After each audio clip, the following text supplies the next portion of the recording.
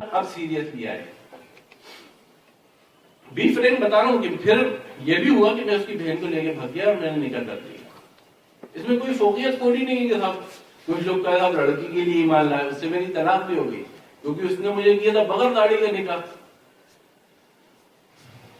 جب میں ایسا ہوگا تو اس نے کہا نہیں تم نہیں چاہیے.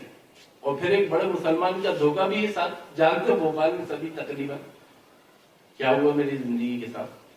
پر میرا اللہ مجھ سے محبت کرتا تھا. اور وہ ہے کہ وہ ایک شاعر کا شعر ہے کہ ساحل کی تماشائی ہر ڈوبنے والے پہ افسوس تو کرتے ہیں امداد نہیں کرتے. کوئی آیا 500 کروڑ جیب میں رکھ گیا, مجھے کوئی ضرورت ہو تو بتانا. اس نے کیا کیا؟ اس نے مجھے شرک کی دعوت دی. اس نے مجھے اللہ سے توڑ کے خود سے جوڑا کہ مجھے ضرورت ہو تو میرے پاس آنا. کیوں؟ جب میں اللہ کو جانتا ہوں, میرا رب ہے, میرا خالق ہے, میرا مالک ہے, اس پہ میں ایمان لے آیا, تو مجھے اس کی طرف رہنمائی کرنی تھی. ہوتا یوں کہ تم میری کہیں نوکری لگوا دیتے, کہیں میرے لیے شادی کے لیے اپنی گارنٹی لگا دیتے, یا میرے گھر پہ آ کے دیکھتے کہ کبھی اس کے پاس یار ہر قسم کے لوگ ہوتے ہیں. کچھ لوگ بیچارے ایمان لاتے ہیں تو کچھ دنوں ان کا پیشہ بن جاتا ہے کہ صاحب میں ایمان لایا ہوں, کچھ پریشانی ہے, حضرت مدد کریے. انسان کی مدد 1 دن 2 دن 4 دن بس 3 بار مانگنے والا آدمی برا لگنے لگتا ہے. ابھی میں امام اتاری تو لائیے 700 روپے, تو ارے آپ کو یہ کیا ہوا, برا لگنے لگتا ہے. سوال صرف اللہ کا. تو آدمی کو کبھی بھی سب سے پہلے کہ ایک نو مسلم کو اپنے آپ سے نہ جوڑے, اسے سیدھے اللہ سے جوڑے. اس کی مدد مال سے نہ کریں, اس کی مدد اپنی فیلنگ سے کریں, اپنے گھر اس کی دعوت کر کے کریں, اس کو اپنا رشتہ دار بنا کے کریں. صحابہ کا مثال ہمارے سامنے ہے کہ کیسے مہاجر اور انصار ایسی زبردست مثال ہے کہ اس کی ثانی نہیں دنیا میں ملتی نہیں.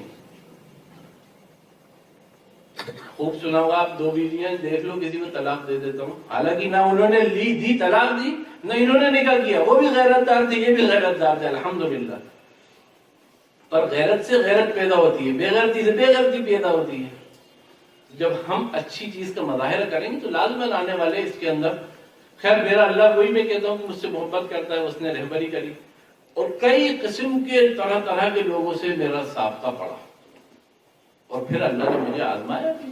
کئی مرتبہ ایسا بھی ہوا, ایک بار پھر مجھے کسی صاحب نے سمجھایا کہ میاں سوال تو اللہ سے.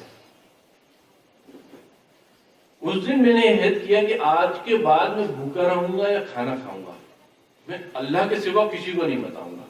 اور اللہ سے میں نے کیا کہا, اللہ میاں چین کیوں, وہ پہلوان بنوا دیتا نا چین. تو میں نے کہا اللہ پاک تو سمجھتا ہے کہ میری استعداد ہے, لا یکلف اللہ, اللہ نہیں جانتا کسی بھی جان کو اتنا وزن جتنا اس میں نہیں ہوں. میں نے اللہ سے کہا چین, اب تو سمجھتا ہے تو مجھے جانتا ہے, پر آج کے بعد میں بس گھر میں آٹا نہیں تھا اور بھیا نے بیسن کی روٹی پکا لی تھی, اس کے اوپر انہوں نے ڈانٹ دی اور ناس اڑ گیا. پھر پتہ چلا آٹا ہی نہیں تھا, پیسے ہی نہیں تھے.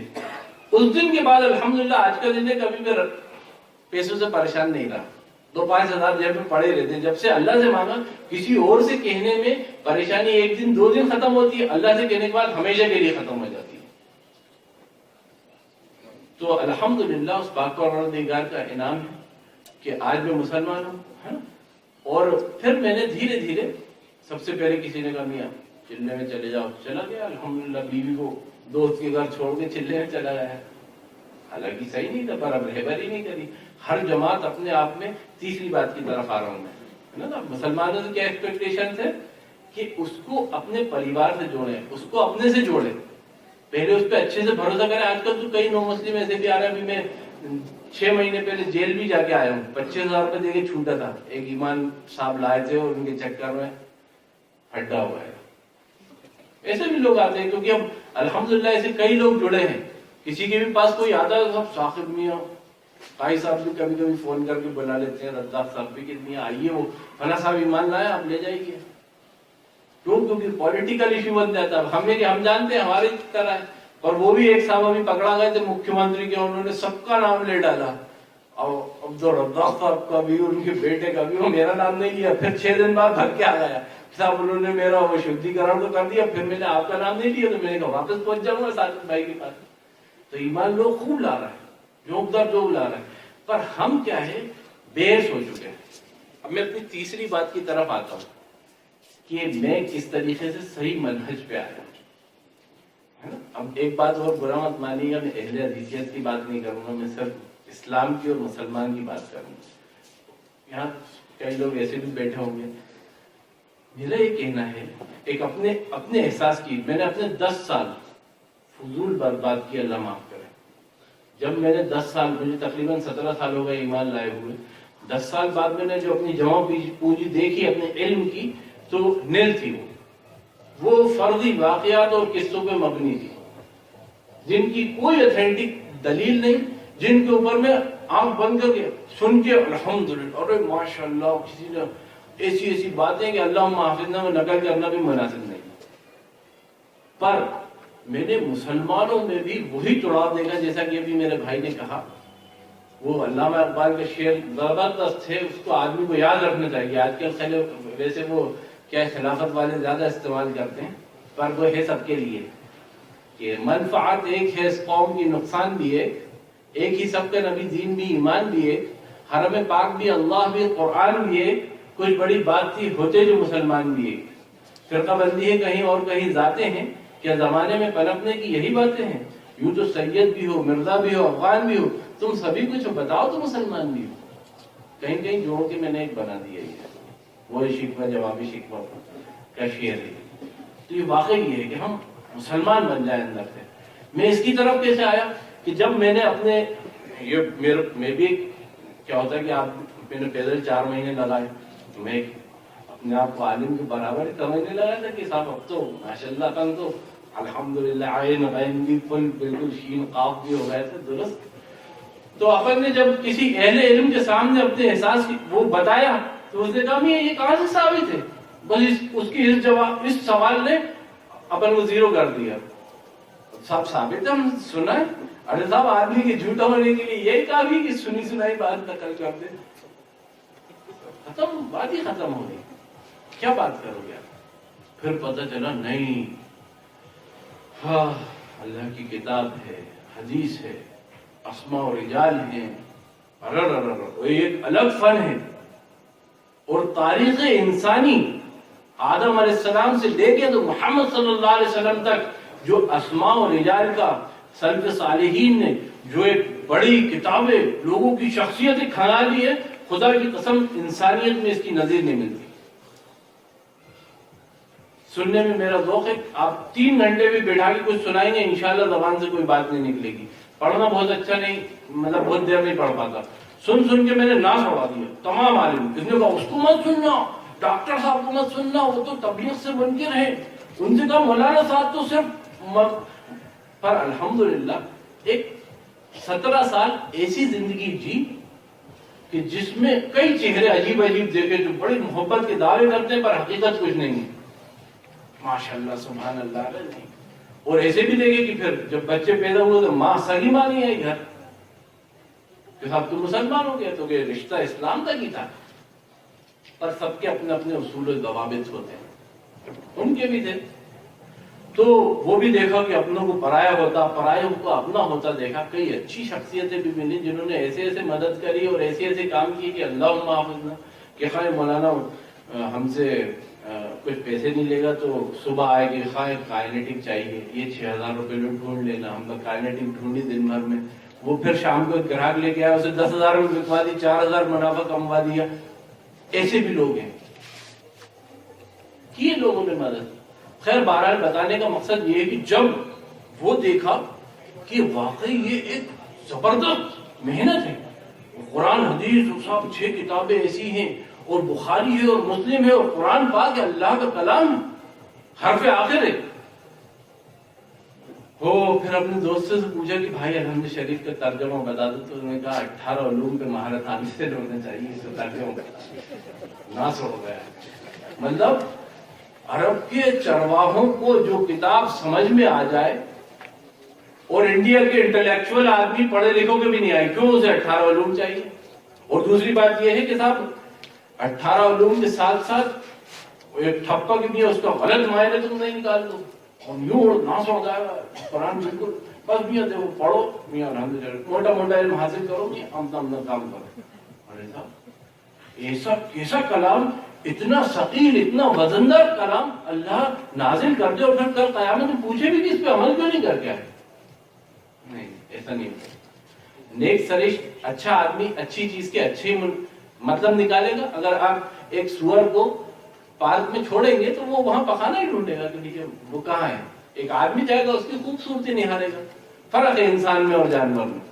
تو جب قرآن کو انسان پڑھے گا الحمدللہ نیک سرشت لے کے تو اللہ چاہے گا. یہ پکی بات ہے کہ اہل علم کی زیر صحبت صحیح اہل علم. یہ نہیں کہ بس ہم کہہ رہا تو مان لو. حضرت یہ کیوں؟ ہم کہہ رہا نا. ایک صاحب سے پوچھا میں نے کہا خرگوش جائز ہے کہ نہیں؟ ہم کھاتے ہیں آپ کے ساتھ. مطلب کیا ہے؟ آپ بخاری مسلم ہو کیا ہو قرآن ہوا رہی ہو؟ اگر اتنا پوچھ لیا آج آپ نے کسی سے سب اس کو ثابت کر دیجیے. تو کون ثابت پوچھنے والا؟ اب مجھ پہ یہ الزام ہے. کل دن میں میری دکان پہ ایک شخص آتا ہے وہ کہتا ہے صاحب ایک صاحب نے کہا آپ امریکہ کے بنائے مسلمان.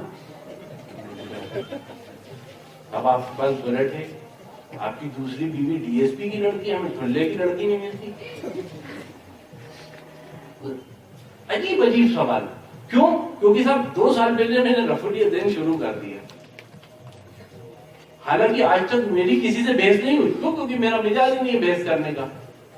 ایک صاحب نے بحث کری تو میں نے کہا سنو میاں, میں اسلام قبول کیا, آپ کے والد حنفی تھے یا شافعی تھے یا مالکی تھے حنبلی تھے, میں آئی ڈونٹ نو, مجھے نہیں معلوم, پر میں نے اسلام قبول کیا. آج مجھے شعور آیا, اب میں طے کروں گا کہ میری آگے کی منزل کیا ہوگی. میں اپنا امام محمد صلی اللہ علیہ وسلم کو مانتا ہوں. مقبر صادق جناب رسول اللہ صلی اللہ علیہ وسلم میرے ایمان ہے. اور میرے دوست اہل حدیث جو تھے کیا ہوتا بڑی کرنی باتیں کرتے ہیں. کیوں خان تم رفع الیدین کیوں نہیں کرتے؟ بڑے امامہ تو مانتے ہو یار, سنتوں کی بڑی پیروی کرتے ہیں, رفع الیدین کیوں نہیں کرتے؟ تو میں نے کہا یار کیا ہوتا ہے کہ میں اپنے سب بھائیوں میں رہتا ہوں, تبلیغی کی حنفی بھی. اب وہ کیا ہوتا ہے کہ ان کے بیچ اختلاف ہو جائے گا بھائی بھائی میں, تو اس لیے حکمت مصلحت قوم کی ہے, کس کا عمل کا معیار. علامہ نے کہا نا اس لیے نہیں کرتا. وہ کہتے نہیں اس لیے نہیں کرتے. وہ تو چپ بات کرتا ہے آدمی کہ یہ لوگ آپ سے مسافر کرنے چھوڑ دیں گے, حضرت بزرگ دعا کی درخواست کرنا چھوڑ دیں, اس لیے نہیں کر رہا رفع الیدین. میرا سنو گا, میں اپنے استاد سے کل تحقیق کروں گا, اگر انہوں نے کہہ دیا کل سے شروع کر دوں گا. کیونکہ مزاج آخر میں اپنے ایک پنچ لائن والی بات میں نے سوچ کے رکھی ہے, بس 5 منٹ ہو رہے میرے پاس, تو وہ میں انشاءاللہ آخر میں کر دوں گا. تو میں نے اگلے دن اپنے استاد سے پوچھا, حضرت 5-6 لوگ بیٹھے ہوئے تھے, میں نے ان سے کہا حضرت سچ بتائیے کہ رفع الیدین کر کے نماز پڑھنا نہ کرنے پہ کیسا ہے؟ بالکل بی فرینک سچ بتائیے. میں تو دیکھیے نو مسلم ہوں, آپ اور کوئی بھی عالم ہو اچھا, الحمدللہ میں نے تو سبھی کو اچھا پایا, علم میں خیانت نہیں کرتا, بتا دیتا ہے. تو ہمارے استاد نے کہا کہ میاں سنو, ان کا یہ جملہ تھا, یہی جملہ تھا کہ میاں رفع الیدین کر کے نماز پڑھنا نہیں کرنے پہ بولا, پر میں نہیں کروں گا کیونکہ میں حنفی ہوں. میرے حساب سے تو اس قول کے بعد خدا کی قسم کلمہ پڑھنا چاہیے. جب رسول اللہ کی بات آ جائے, دل اس پہ کھپ جائے, گواہی دے دے دل کہ یہ صحیح ہے, اس سے اعراض کیا تو آپ کے آگے کے راستے بند, آپ کے آگے کے راستے بند. اب پھر آپ پہ نئی اللہ کی ہدایت نہیں کھلے گی. پھر میں نے کہا چلو کراس, میری عادت ہے کہ 2-4 لوگوں سے الگ الگ پوچھو نا, بات سمجھ میں آ جاتی ہے. تبلیغی سے بھی ملو, اہل حدیث سے بھی ملو, سمجھ میں آ جائے گی. 2 نظریے تو آئی گئے سامنے, پھر تو میں سیکیور ہو گیا. امی 10 سال گوا دی, اب آگے تھوڑی گوانا ہے. اور یہ بھی نہیں کیا کہ اپنے عقل کے دوڑے جبرن دوڑا لیے کہ بخاری گھر پہ لائے اور دے چڑھے کی اوپر سے نیچے تک پڑھوا لی, اور اگلے دن یہ بخاری میں تو یوں لکھا ہے. جب تک آپ کے پاس فہم و علم اور سلف صالحین کی منہج کے اوپر ان کتابوں کو سمجھنا ہے, یہ نہیں کہ الٹ ٹپ اٹھایا اور دل تیری کی شروع کر دیا.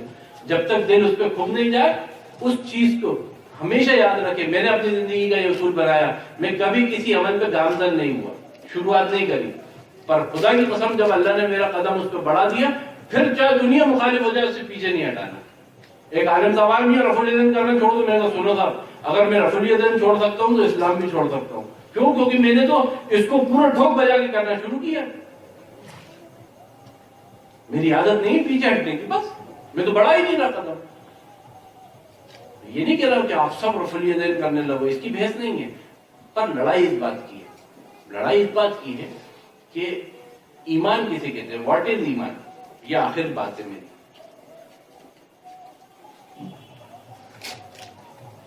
آپ کو بتاؤں ایمان، کوئی کہے گا لا الہ الا اللہ، کوئی کہے گا، کیونکہ اپن مذاکرہ کر رہے ہیں تو بی فرینک، ایمان کیا ہے کوئی بتائے گا کیا؟ واٹ از ایمان؟ کوئی بھی نہیں. اللہ کی کتاب پر یقین رکھنا، رسول پر یقین رکھنا، اور دیگر جو صحابہ پہ ایمان رکھنا. یہ تو وہ 7 چیزیں صحابہ پہ 7 چیزیں ہیں جو ایمان لائے جن پہ آمنت باللہ و ملائکتہ و کتبہ و رسولہ والیوم الآخر والقدر خیرہ و شرہ من اللہ تعالی والبعث بعد الموت.